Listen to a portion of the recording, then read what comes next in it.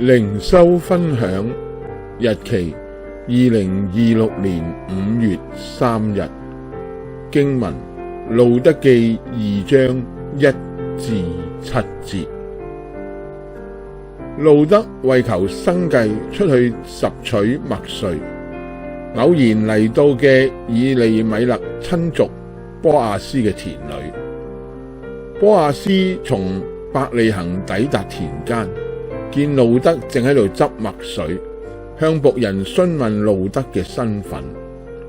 僕人稱路得係跟隨拿俄米從摩押返嚟嘅女子，並講佢由早晨拾麥穗到今，僅稍為休息。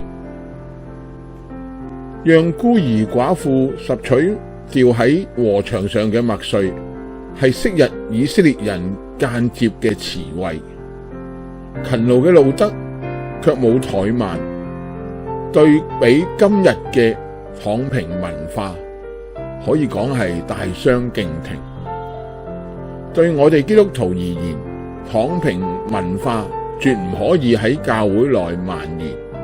我哋必須要有路得嘅勤勞，才可以喺呢個彎曲悖謬嘅世代站立得穩，喺地上廣傳福音，建立天國在人間。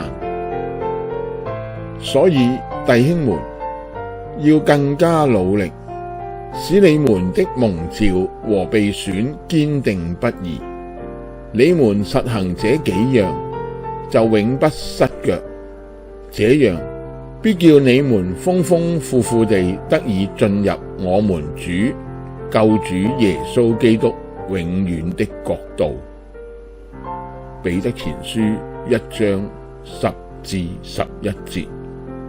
阿們。